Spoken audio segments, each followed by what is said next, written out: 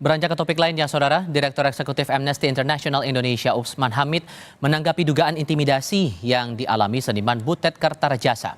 Usman menyayangkan dugaan intimidasi yang menimpa Butet terkait pementasan teater Musuh Bebuyutan di Taman Ismail Marzuki, Jakarta. Kata Usman, dugaan intimidasi oleh polisi mengingatkan pada gaya pemerintahan Orde Baru. Usman melihat tindakan polisi berlebihan, tidak berdasar, dan rawan mengganggu kebebasan berekspresi. Apa yang dialami oleh Butet Kertarejasa dan juga Agus Nur serta kawan-kawan lainnya itu mengingatkan kami pada pemerintah Orde Baru yang mengintervensi komunitas pegiat seni ketika ada karya-karya seni dan dianggap. Kami meminta agar Butet, Agus Nur dan kawan-kawan agar melanjutkan ajang seni itu untuk meningkatkan kesadaran masyarakat dan juga meminta aparat keamanan untuk menghentikan segala bentuk intervensi. Apakah itu intervensi yang dianggap sebagai intimidasi atau disangkal sebagai intimidasi. Tidak boleh ada intervensi semacam itu. Taman Ismail Marzuki atau pusat-pusat kebudayaan lain itu sudah memiliki izin sebagai tempat untuk digelarnya ajang-ajang seni dan kebudayaan. Akhir-akhir ini sering keliling-keliling ya Pak Lurah ya? Pak Lurah dari Blusuan. Cawapres nomor urut 3 Mahfud MD angkat bicara soal dugaan intimidasi oleh polisi yang dialami seniman Butet Kertarejasa. Mahfud bilang ia nonton pertunjukan Musuh Bebuyutan yang dilakoni Butet dan kawan-kawan di Taman Ismail Marzuki, Jakarta 1 Desember lalu itu. Mahfud mengaku tak tahu apakah benar terjadi intimidasi atau tidak. Kendati demikian, menurutnya tak boleh ada intimidasi terhadap pertunjukan seni. Saya tidak tahu apa ada intimidasi ya, tetapi saya sudah setiap Butet pentas saya nonton terus. Kan tidak ada, itu seni ya, seni itu universal. Itu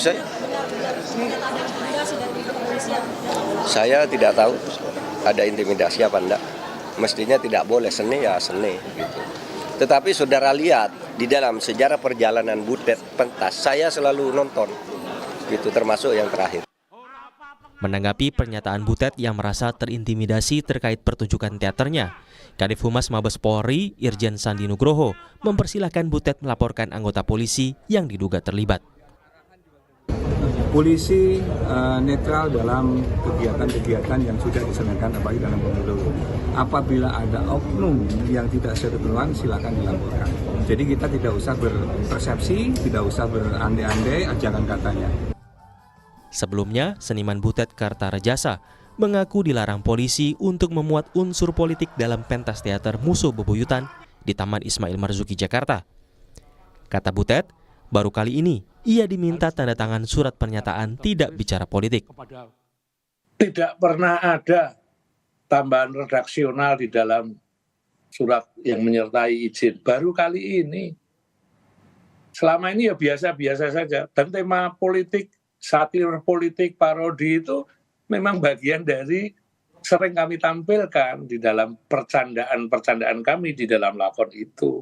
Baru kali ini ada tambahan redaksional itu bahwa saya harus berkomitmen tidak bicara politik.